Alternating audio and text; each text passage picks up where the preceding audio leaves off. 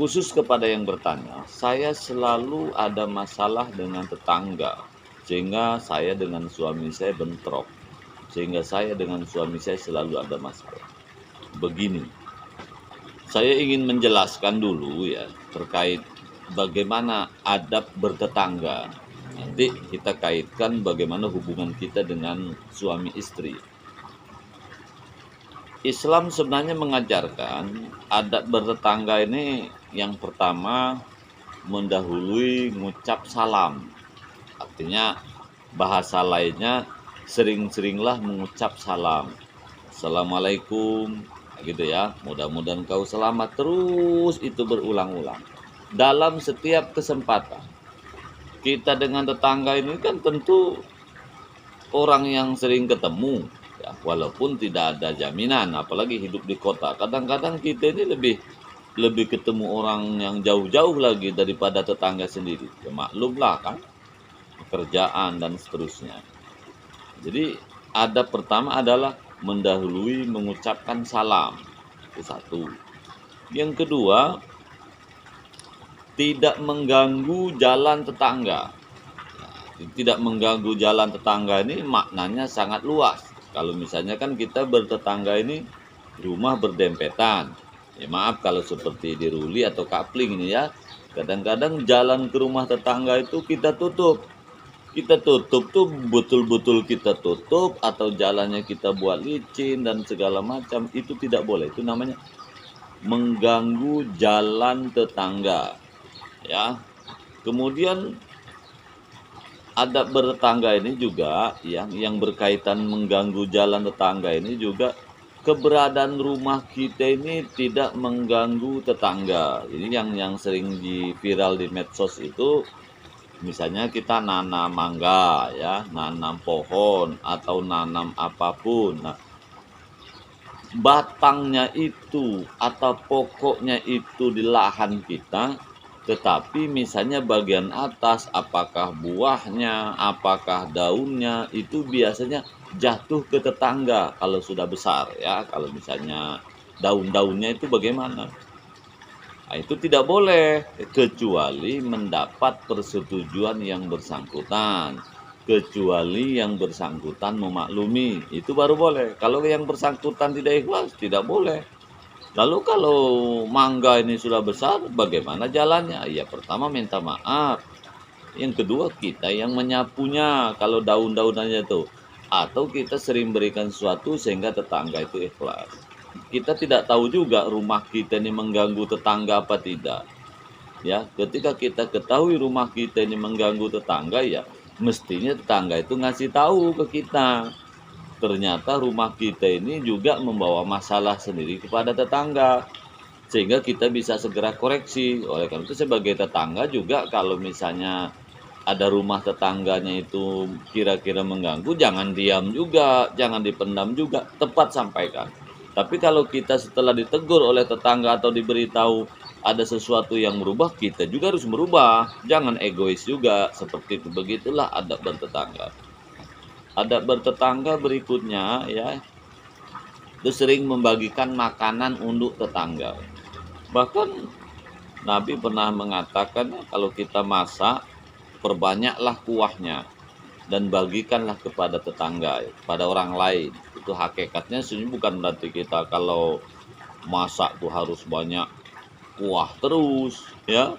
Kemudian tetangga itu betul-betul diberikan kuahnya. Itu makna kalau kita misalnya masak sayur terong katakanlah ya, kalau kuahnya hanya 1 liter ya yang bisa dibagi hanya beberapa orang. Tapi katakanlah kita kuahnya itu sampai 3 liter gitu kan, walaupun sayurnya sedikit, kan akan banyak orang yang mencicipi. Itu filosofinya, bukan berarti betul-betul hanya kuahnya dibagikan kepada orang, tidak. Berikutnya adab bertetangga ini menjenguk kalau dia sakit. Lalu kita jenguk. Ini jangan sampai orang yang jauh sakit kita tengok, tetangga tidak kita tengok. Jangan, tidak boleh seperti itu, yaitu bertetangga. Tentu intinya menghibur ya, menolong, itulah adab bertetangga. Nah, khusus kepada yang bertanya, saya selalu ada masalah dengan tetangga, sehingga saya dengan suami saya bentrok, sehingga saya dengan suami saya selalu ada masalah. Begini, yang pertama, awal-awal pindah rumah, sudah dicek belum tetangga kita? Baik apa tidak? Familiar apa tidak? Menghormati orang lain apa tidak? Ya kalau kita punya tetangga mak rempong, aduh repot itu. Kalau punya tetangga biang gosip, waduh. Kalau punya tetangga tak peduli dengan orang lain, bikin susah. Walaupun suami kita soleh, kita ekonominya cukup, bahkan dekat masjid sekalipun, kalau punya tetangga tak baik, kalau kiri kanan tak baik, bagaimana rumah kita akan bahagia? Seperti itu ya. Jadi cek dulu rumah tangga, cek dulu tetangga kita ini baik apa tidak.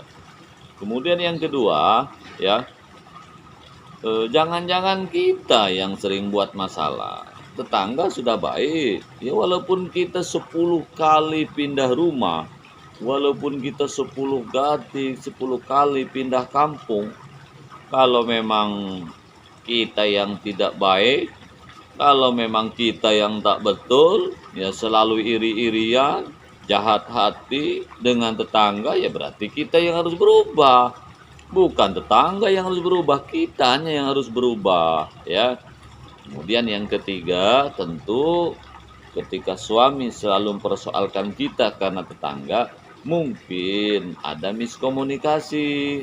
Jelaskan saja baik-baik. Tanya dengan suami baik-baik, apa masalahnya yang terjadi, Bang? Apa sebenarnya yang dimaksudkan ayah itu? Seperti itu, jangan dibiarkan, ya. Jadi suami juga perlu diberikan pengertian. Tentu suami kan tidak mungkin juga selalu menyalahkan kita gara-gara tetangga. Kalau dia memang beda-beda, tentu ada sesuatu, ya. Seperti itu kalau kaitannya dengan suami. Dan oleh karena itu, adab bertetangga itu jangan lupa kita harus sabar. Sebab kalau tetangga kita ini 10 pula karakternya.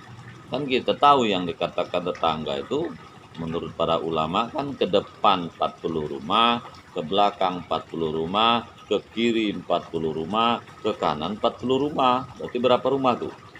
40. Nah, 160 rumah itulah tetangga kita. Dari 160 rumah itu tentu karakter berbeda-beda, ya. Ada yang suka ini, suka itu, suka ngegosip, suka tidak, seperti itu kan. Oleh karena itu, hargailah perbedaan-perbedaan itu. Namanya tetangga, mungkin beda suku, ya beda warna, beda partai politik, suara pun beda-beda. Ada yang lembut, ada yang ya biasa-biasa saja, ada yang cerewet tapi baik, ada yang tak cerewet tapi hatinya busuk, macam-macam lah nama tetangga. Oleh karena itu, apapun perbedaan, apapun permasalahan dengan tetangga, ya kita harus sabar. Ya kalau memang kita tak sanggup ya bertetangga dengan yang warna-warni, ya hidup sendiri di hutan. Kalau kita tak sabaran dengan tetangga kan, ini salah, itu salah, tetangga itu tak betul, ini semua orang lain salah semua. Ya sudahlah, kita buat rumah ya di pinggir gunung aja lah, biar berkawan dengan monyet, biar berkawan dengan harimau, biar berkawan dengan makhluk-makhluk lain. Kalau kita tidak bisa menghargai tetangga, kalau kita tidak bisa menerima kelemahan perbedaan dengan tetangga, ya menurut saya solusinya selain kita memang harus baik bagaimana dengan tetangga, juga kita kalau sebagai tetangga baik dengan orang ya, dan kita juga harus sabar lah. Ya, harus menerima perbedaan-perbedaan yang terjadi pada tetangga. Begitulah kehidupannya. Dan kepada suami, saya minta juga kepada suami ini ya, ketika ada istrimu melaporkan sesuatu tentang tetanggamu, jangan terlalu percaya kali dengan mulut bini nih. Kadang-kadang yang salah nih bukan tetangga. Kadang-kadang yang salah nih bukan orang yang sekitar rumah kita. Yang salah nih kadang istri kita. Oleh karena itu kita hati-hati juga dengan tetangga ini. Ya, begitu juga sebaliknya. Ya, Kita juga harus hati-hati juga dengan istri kita ini. Istri kita ini tak betul juga, ya artinya tak semuanya betul. Jangan semua dianggap betul semua, pasti ada salahnya. Biasalah namanya kehidupan. Begitu juga dengan tetangga. Kalau ada tetangga kita selalu ngomongkan istri kita ini begini, begini, begini, begini, oh jelek terus. Padahal menurut kita baik, ya menurut saya. Selain kita juga jangan terlalu percaya dengan istri, ya kita juga jangan terlalu percaya juga dengan tetangga. Tetangga ini tentu ada maksud kan, kenapa menjelekkan istri kita? Mungkin dia tidak ingin rumah tangga kita damai, mungkin dia tidak ingin rumah tangga kita ini harmonis, bahkan ada juga yang menginginkan kita cerai dengan istri kita. Kenapa? Ya mungkin dia iri dengan kemajuan kita. Ya mungkin dia iri dengan suksesnya usaha kita. Mungkin dia iri dengan kita yang harmonis. Atau jangan-jangan ada mak janda pula yang menginginkan kita sebagai suaminya. Sehingga kita diharapkan bentrok dan cerai dengan istri kita. Begitulah namanya tetangga. Ya, jadi oleh karena itu ya sudahlah. Khusus kepada klien yang bertanya, permintaan saya atau saran saya 3 saja. Pertama sabar, namanya tetangga yang kemudian mungkin suka ngadu-ngadu dengan suami, ya sudahlah sabar saja ya, di satu.